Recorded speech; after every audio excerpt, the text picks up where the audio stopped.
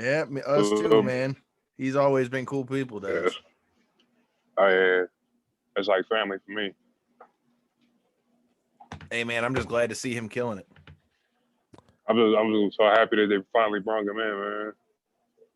You ain't kidding. Shit, I interviewed him. The last time I had him on the show was right after he won Gut Check, and that was like, shit. A year ago. Yeah. Damn near a year ago. All right. You ain't kidding. Shit, I interviewed him. The last time I had him on the show was right after he won Gut Check, and that was like. All right, cool. He's got the live on there. Hey, Dave, did you do the intro or anything? It's for whatever reason, it is not wanting to play. All right. Well, give me. Hold on. Here we go. All right. Let's technology is just not. Are you able to cut that off and post for me? Yeah, absolutely. Thank you.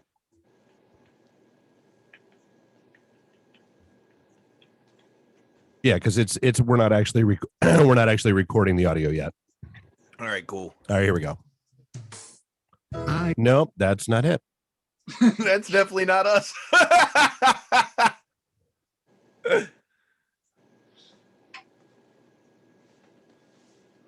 No, tell you what, just go ahead and let me get you up and running, and then I'll add it in post. Okay.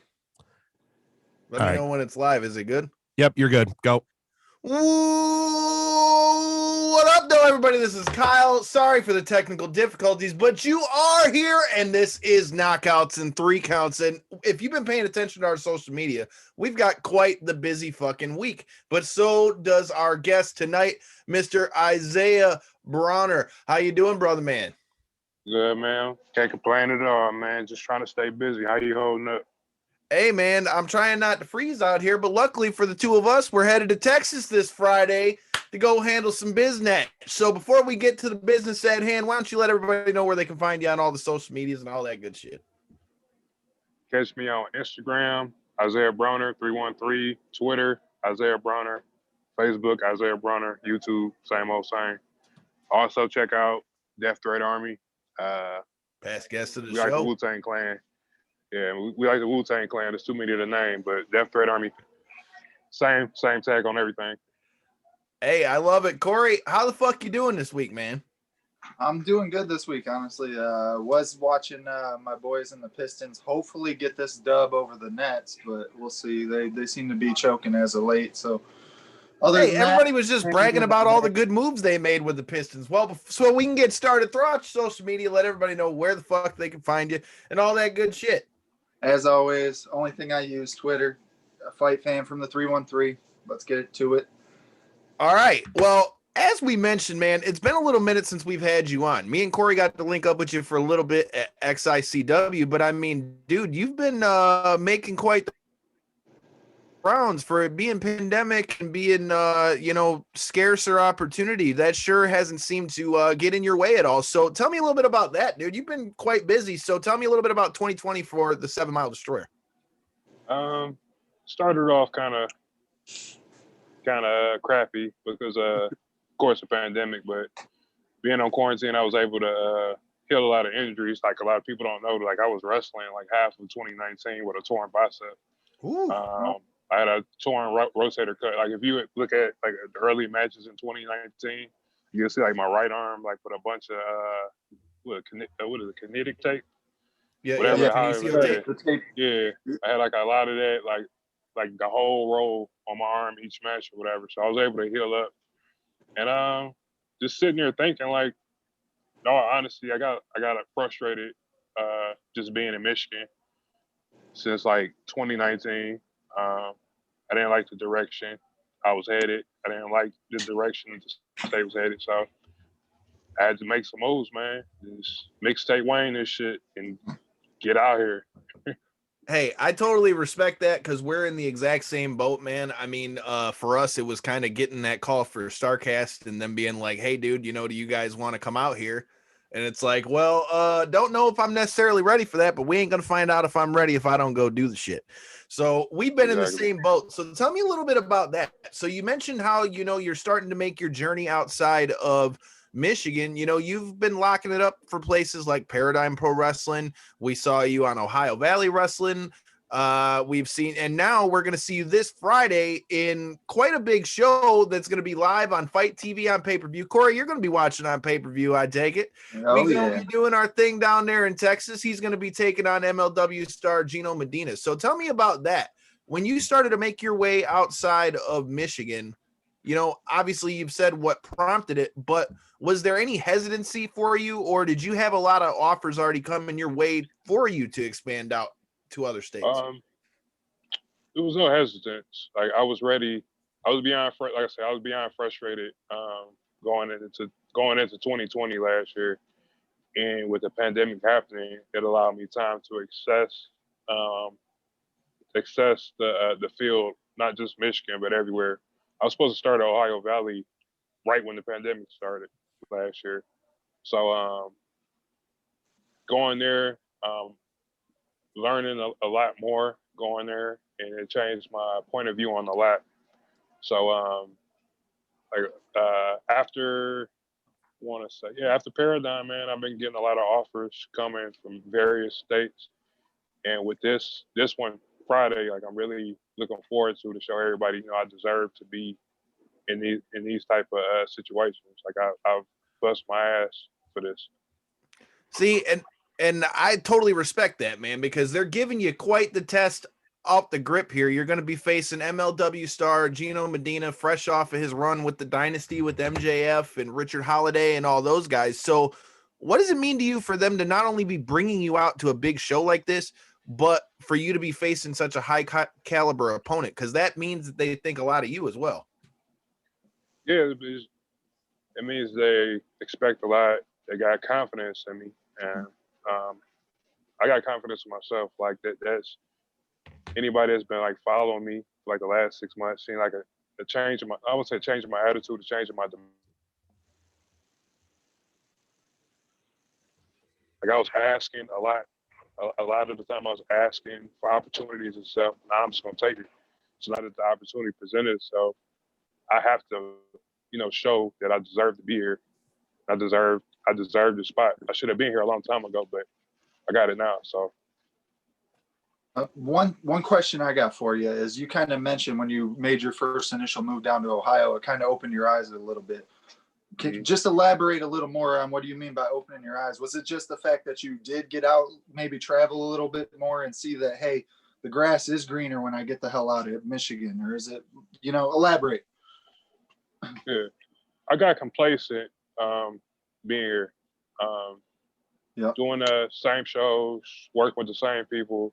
You become complacent, and you let people tell you how good you are, and you stop learning essentially, and you can't do that. So when I got to Ohio Valley, it was a different style, learning how to work TV, learning different stuff, having to slow myself down and having to adjust and continue to learn.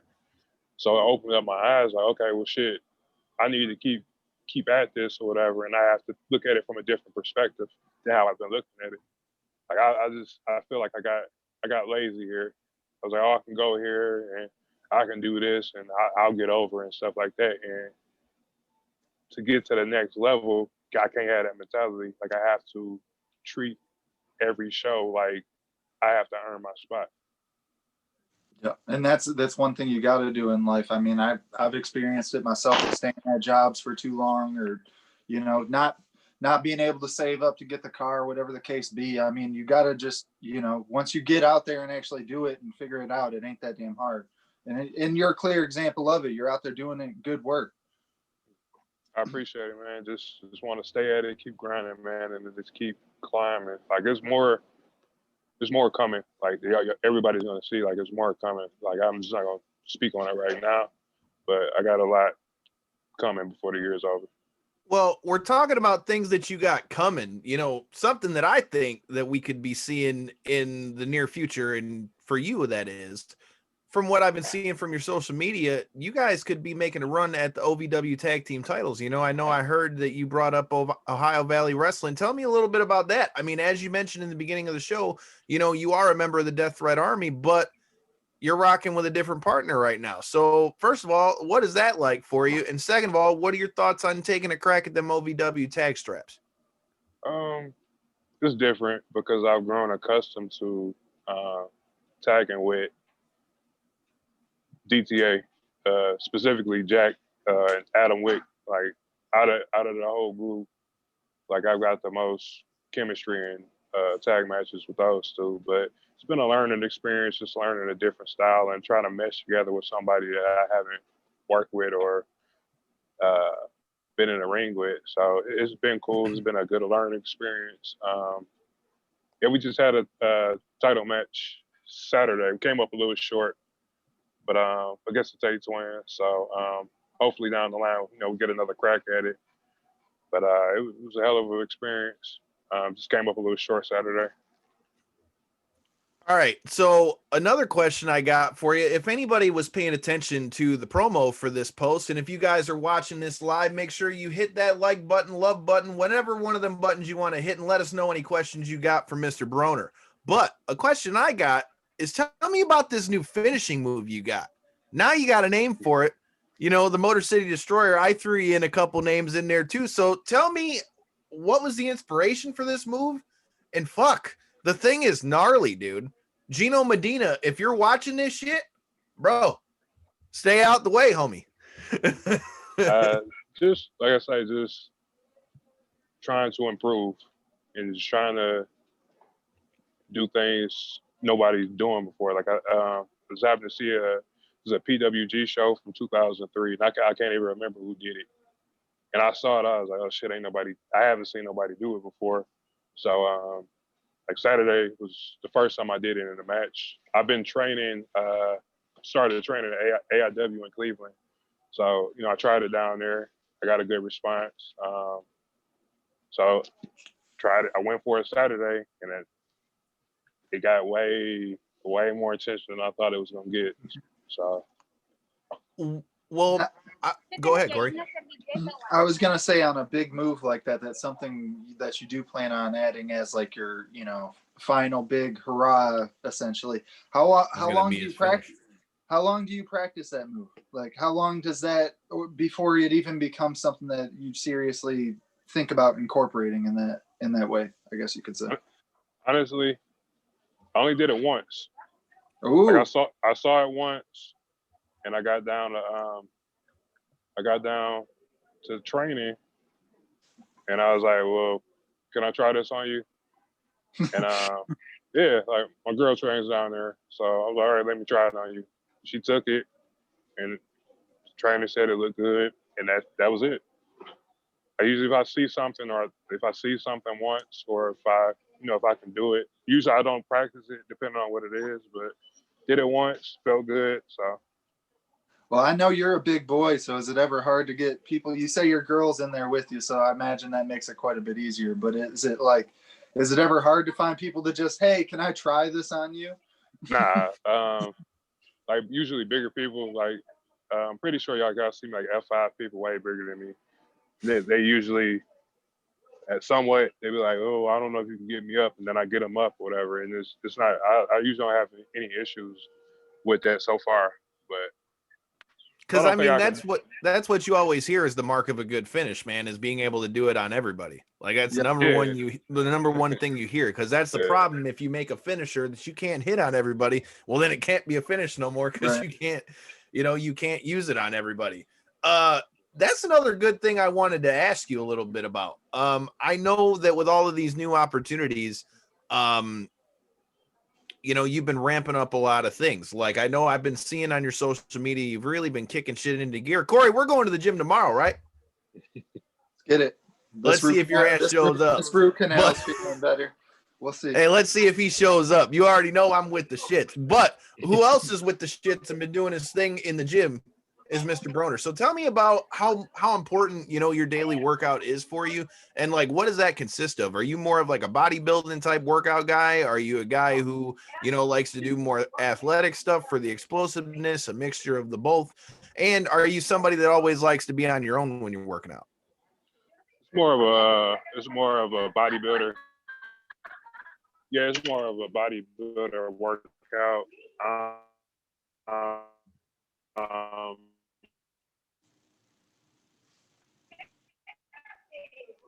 I've actually been prepping for. It's been kind of interesting trying to balance and prepping for a bodybuilding show. I usually work out by myself. I kind of prefer it. Like I kind of lock in and be like my own little zone or whatever. So I don't really. I'm sorry. Oh no, the delay. Go ahead. Oh, okay. But yeah, like the athleticism and stuff. I played football and I boxed growing up, so like a lot of the athleticism and agility just like kind of comes naturally. I don't really do anything in that area so far. So this is not the first time we've had you on the show. How the hell did I not know that you boxed? First of all, where did you box at? How long have you boxed for? And did you ever fight? I boxed at Motor City in Warren. Let's say like 2013, and I was gonna box cruiserweight. As soon as I turned pro, and I was supposed to fight one of Mayweather's fighter in Seattle in 2014, and then it was before I started wrestling. And start working. Oh, breaking up. Oh, you're freezing up. Technical difficulties, ladies and gents. We will get Mr. Broner straightened out here. Give us 1 second. Family thing, so yeah, that ain't happening. All right, we broke up with you for a little bit. Your screen froze up on me a little bit. You got? Yeah. All right, now it looks like we're back. I heard bits and pieces, but you sounded like you were in the time warp. I'm trying to talk to you guys and my shit broke.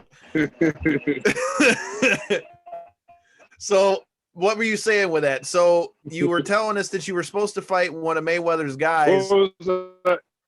Yeah, but basically, I turned. Yeah,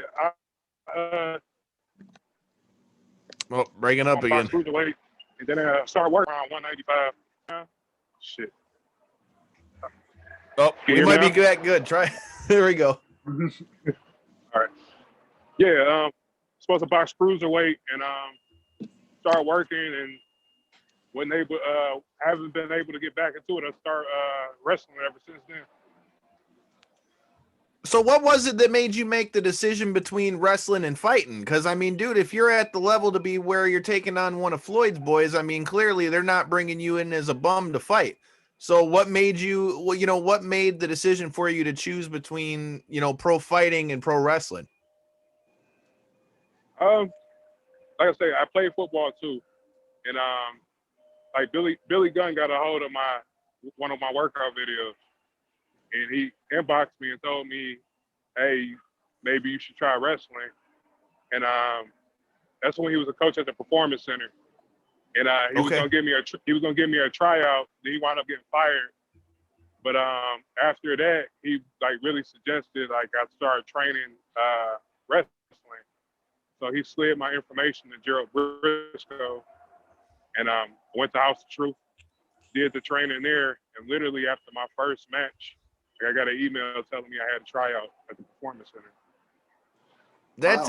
That's insane. So I'm intrigued. Let's dive into that a little bit. So you had your first match, you're getting your tryout with WWE. Now I knew you had a tryout, wasn't aware that it was after your first match.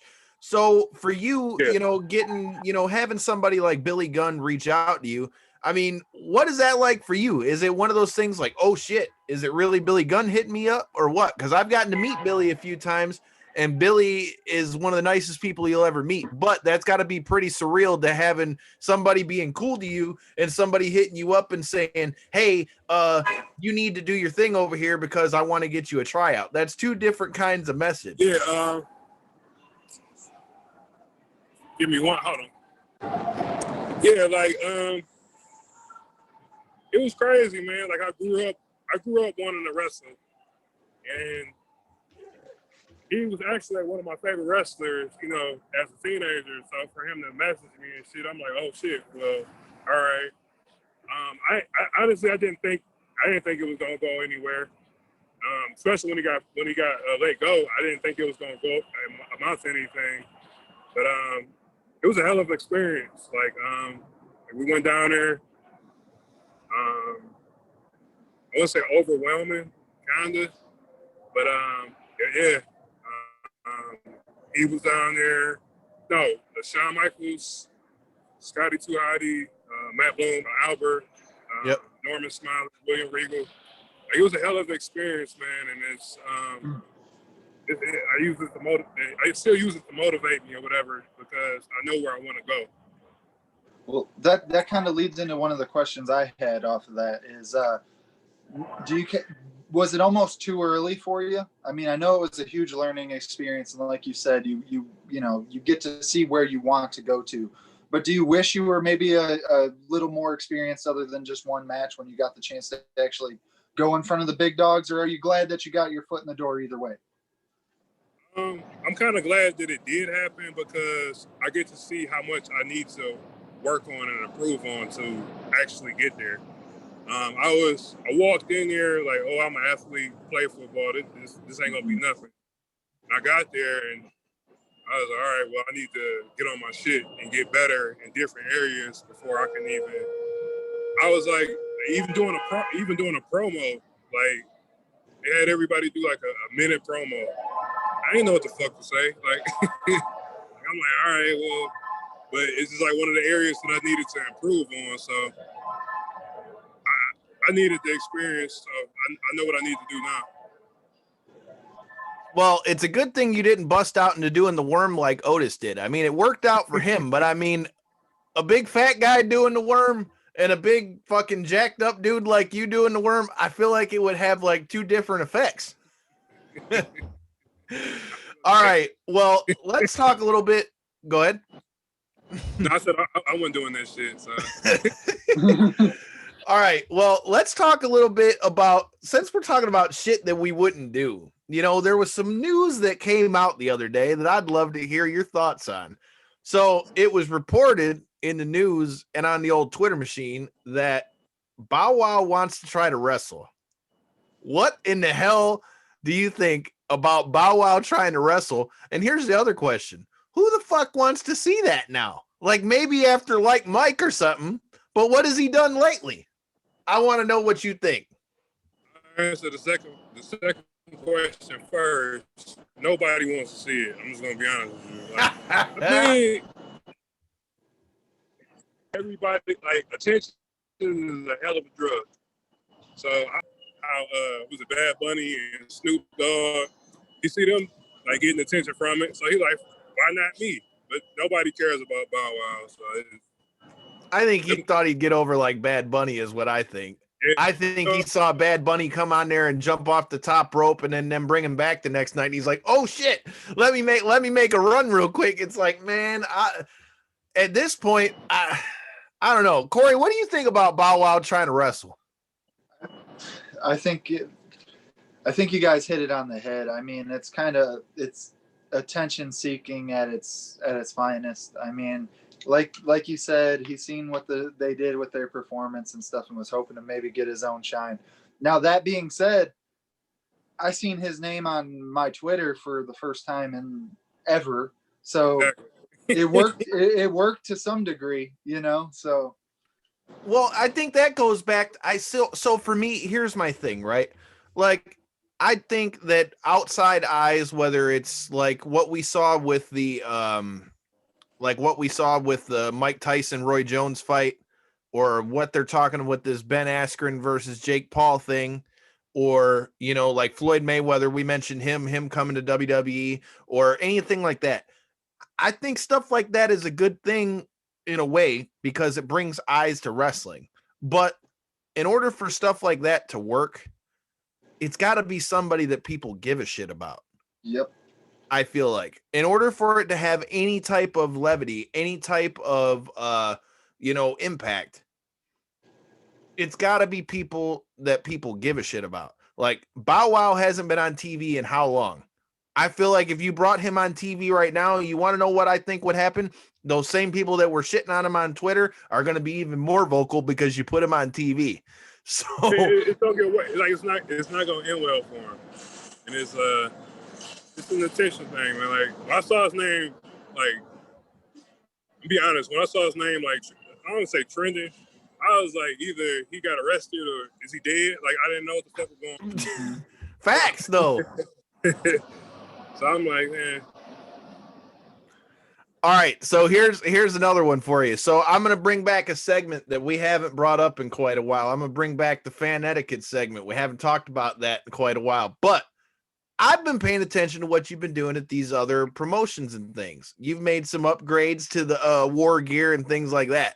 So, how many times on an indie show, especially when they find out you're from Detroit, do you get people getting pissed off and throwing the 50-cent insults with with the vest and everything?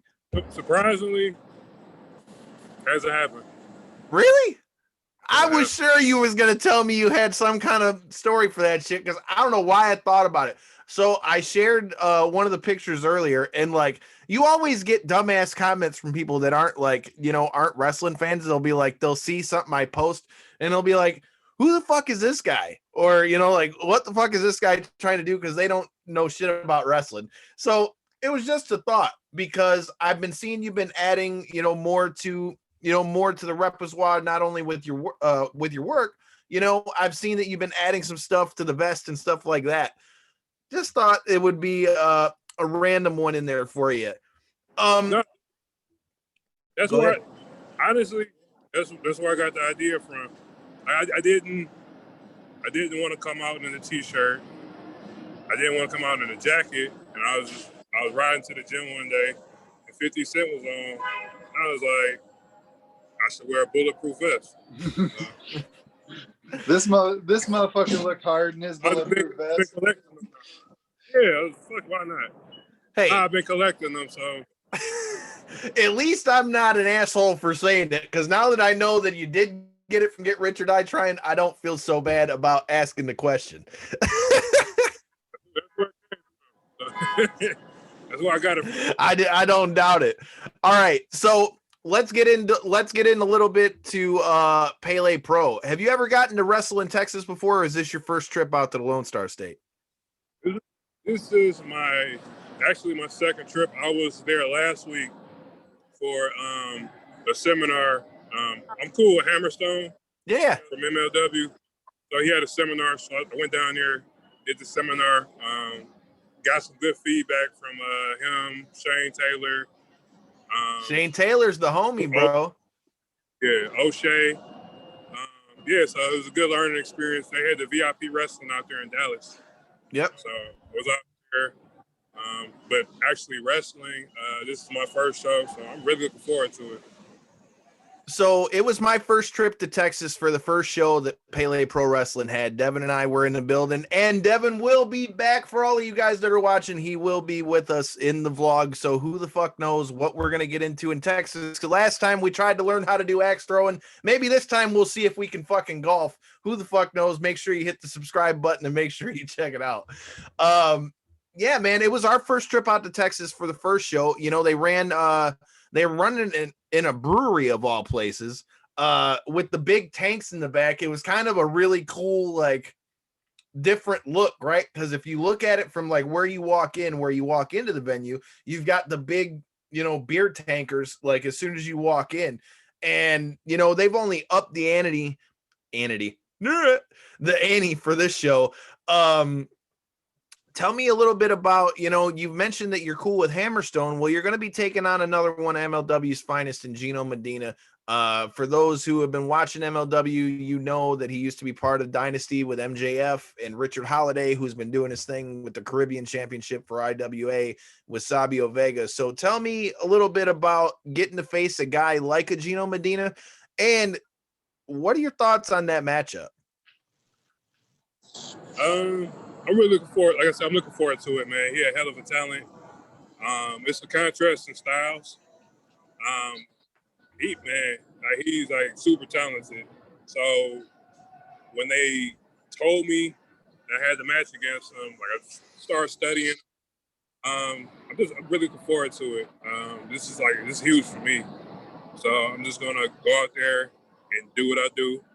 There's a lot of other stuff that I haven't pulled out that I probably try to pull out Friday. Just making the most of the opportunity. Like I say, he a hell of an athlete. Just really looking forward to it. That's what I like to hear, man, because it's definitely a big match for you on a big stage. It's going to be live on Fight TV on pay-per-view. If you guys are here in the Michigan area or you're in Texas, make sure you check it wherever you're at. You can see that wherever. You've also got on the card, you've got Mike Bennett, fresh out of WWE and back with Ring of Honor. Like you said, you've got past guest of the show, Sam Adonis is going to be facing Psycho Clown from AAA. I mean, it's going to be a hell of a show, dude. I'm really looking forward to this. Old Kyle's really pulled himself one out of the hat here. So here's the thing, right? So obviously we've been in a pandemic. This ain't the how do I put this? This ain't the circumstances that any of us want. So obviously you've been doing a lot of traveling. What the hell have you been doing to keep yourself sane, dude? For me, and don't bullshit me because I'm gonna see you in a few days, motherfucker. I'm not really anybody that knows me. Like I'm relatively quiet until you get to know me. I'm not really a people person, so this has been perfect for me. I don't I don't like this is fantastic for me. I really don't give a shit. Like as long as I can lift, eat, and I'm good. But yeah, I just been lifting, just getting my mind right, let my body heal. Doing a lot of studying. Things start to open up, so I'm able to get a little bit more ring work in, going down to AIW and going down to trade school in Toledo. Another past guest of the show. Yeah, hitting up a lot of people, just trying to pick a lot of people's brains, trying to get better. Going down to OVW. Doug Basham has been like a big help down there. Damn, Basham's still down there. Yeah. Damn, dude. So Corey, to give you a little bit of reminder or refresher, because I know you don't watch wrestling as much. Dude, Doug and Danny Basham, the Basham brothers, were part of JBL's cabinet back in like 2004. Oh wow. So dude has been around for a hot minute, dude. I mean, it's yeah. So it's crazy to still hear the name Doug Basham is still down there, dude. Because I remember watching them with that big Amazon chick. What was her name? Linda Miles. Yes, dude. She was off Tough Enough, man. Like if you see this chick, fuck that. I don't hit women, but I ain't trying to scrap with her even if I did hit women. So fuck all that. I'm just throwing it out there. Hey, one question I got real quick, because you kind of alluded to it, and it was something I wanted to bring up too, because I could kind of get that from watching, like, just having interaction with you in the past and stuff like that. You are kind of a quieter person, not in a bad way by any means. I'm the same way. It takes me a minute to open up to people, so I'm not saying it in a bad way. But what I'm getting at with that is, you alluded to it with your tryout earlier, is the ability to cut promos in front of the mic and in front of a crowd and in front of people. And now, even with the way that the COVID landscape has been, cutting promos in front of next to no one. How have you been able to work on that skill and improve that throughout your career? Like one of my mentors is Johnny Bravo. You know, he's down with Impact. We did like a no fan show up in Bay City, Michigan, and he just told me just be myself. He's like my personality is there. Like I can do a promo. It was just being comfortable doing it. And just being myself. Like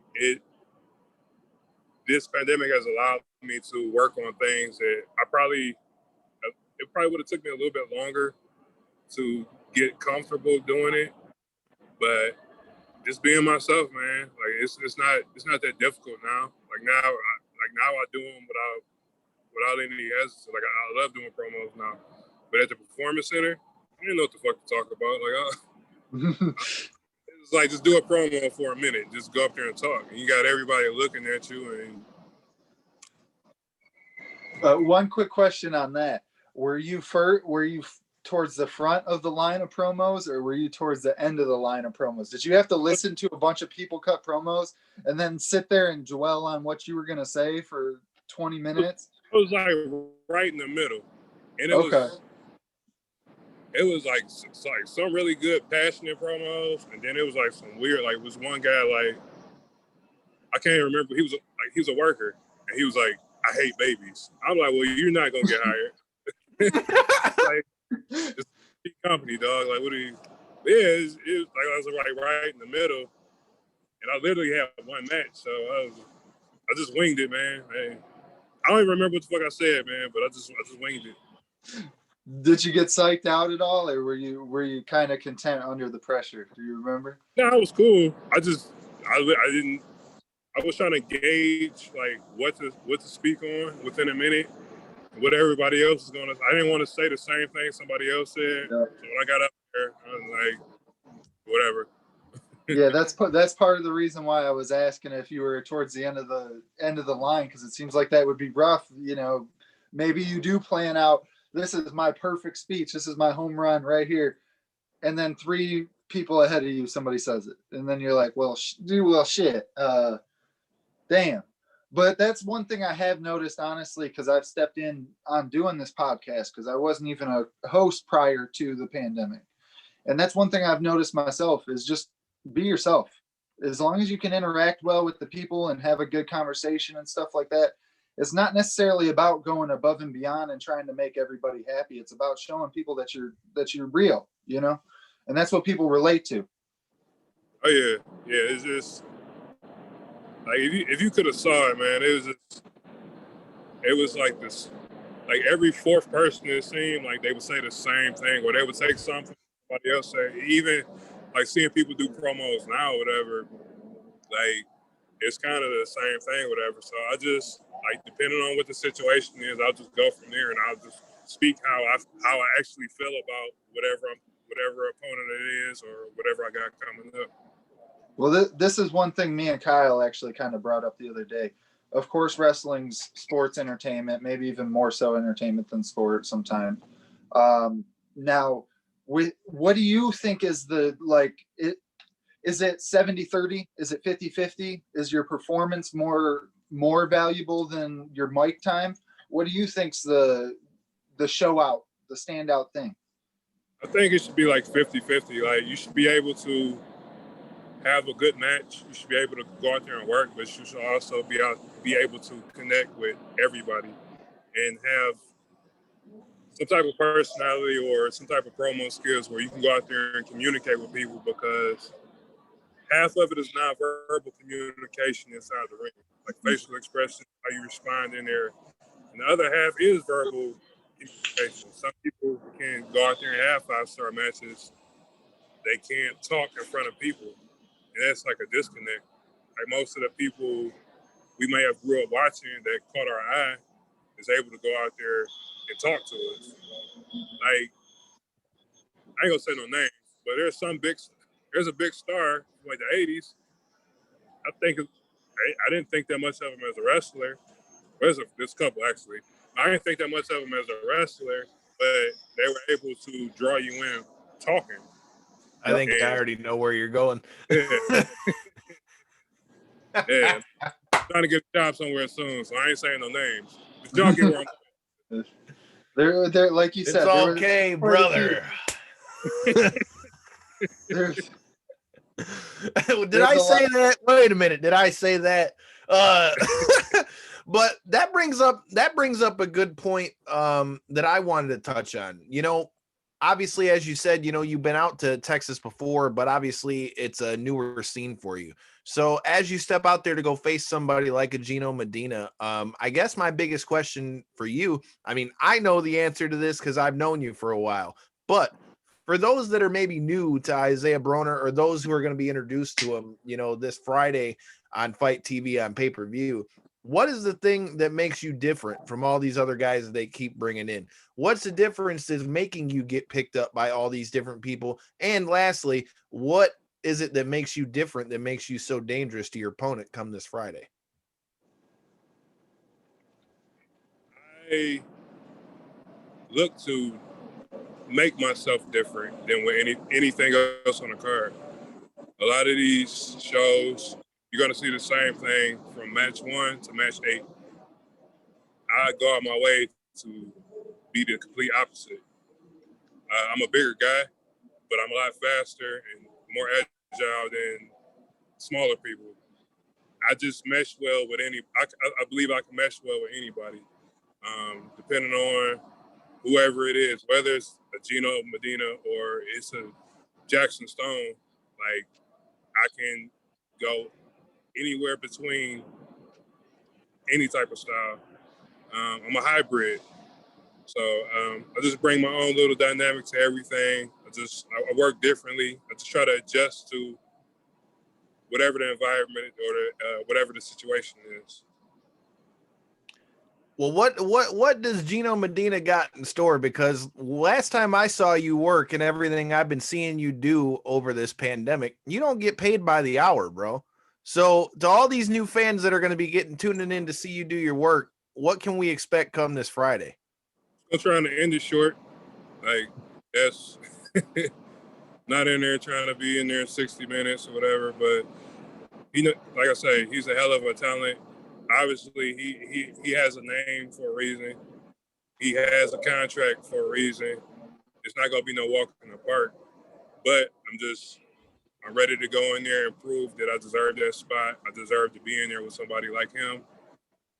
I'm going to make him work. I'm going to make him work for it.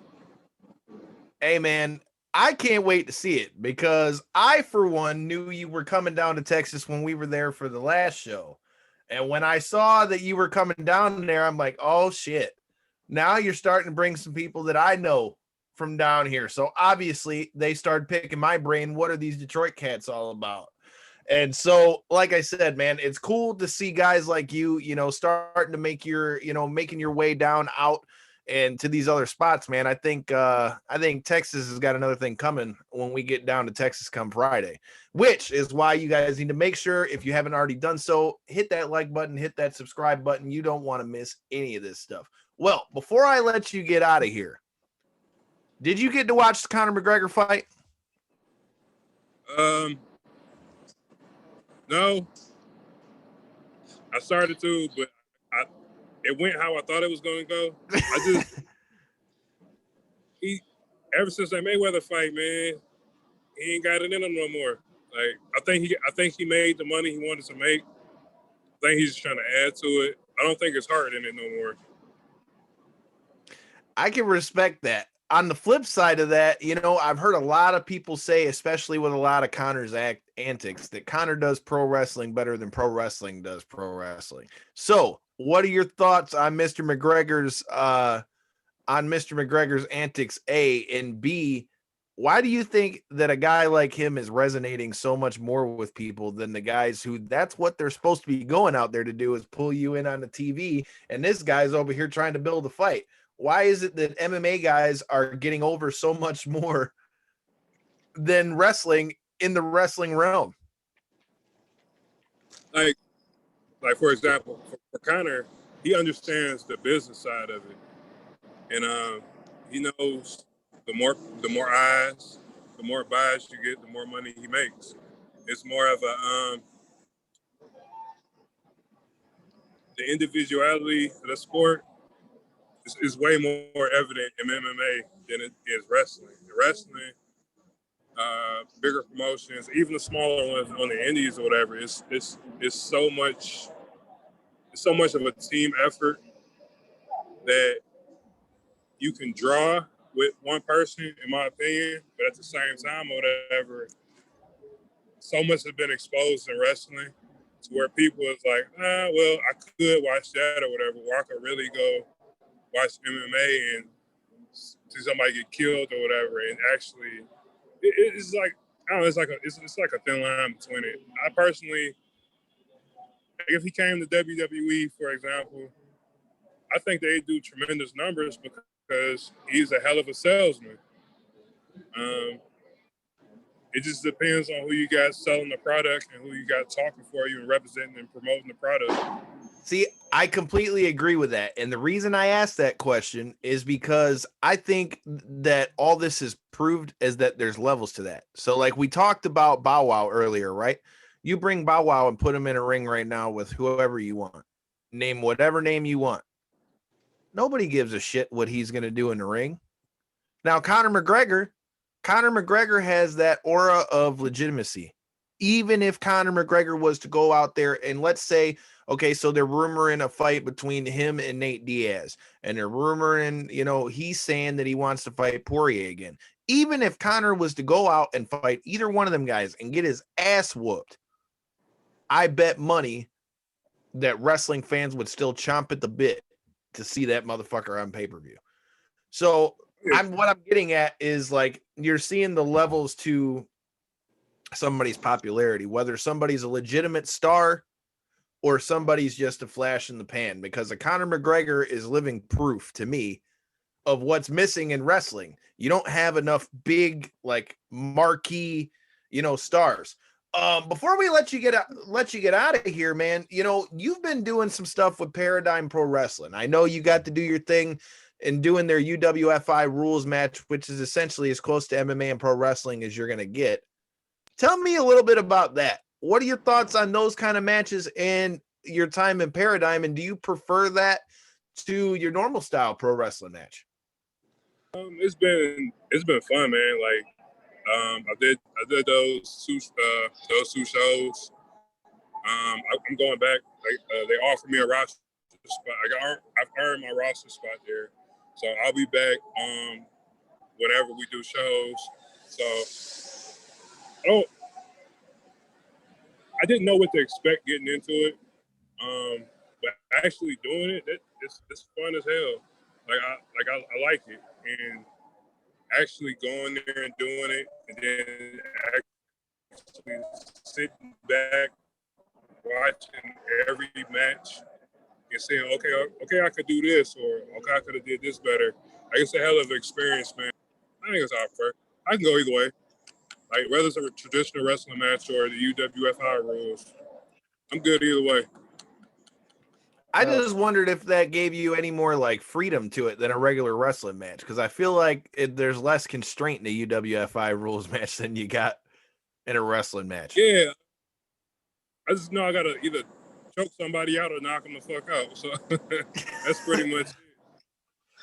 I mean, that pretty much sums it up, man. And I think, Corey, I don't know about you, but I would say that's a pretty good place for us to cap it. Well, one more time for all those in the cheap seats and those who are maybe on the fence to buy that pay-per-view come this Friday.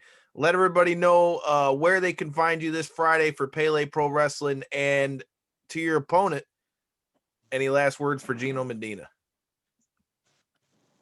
Gino, hell of a guy, or a hell of a athlete. I'm looking forward to it. This ain't about to be no walk in the park for you, homie. I'm coming to earn a spot, not just there, but there's a lot of eyes that's going to be on this. I've been asking a lot of people for spots. I'm not asking no more. I'm coming to that bitch show. Y'all fucked up. Y'all should have came at me a long time ago. The price is going up. I'm not asking no more. I deserve to be here. I should have been here a long time ago. Like I've been saying at Paradigm, I run shit now. I run this bitch. Daddy's home. Pele Pro Wrestling Friday, Fight TV, live on pay-per-view. I'm gonna be there. Not just me. My brother Myron Reed gonna be there. Psycho Clown, Sam Adonis, Mike Bennett. This is a hell of a card. And knockouts and 3 counts. Yes, sir. I already know we gonna be there. We gonna get it in, man. Yes, I don't know, man. I think Gino Medina's in for quite the fight. Corey, what do you think? I couldn't agree more, man. Well, I don't know, man. I think we've flapped our gums enough. But hey, if you guys haven't already done so, make sure you hit that subscribe button, because this Thursday we're bringing you a 2-piece this week. We got the young gun. We've had the fro gun. We've got the young gun. Chandler Hopkins is going to be coming on before his match with Mecha Wolf that is also going down live this Friday on pay-per-view on Fight TV in Arlington, Texas. And I don't know, man.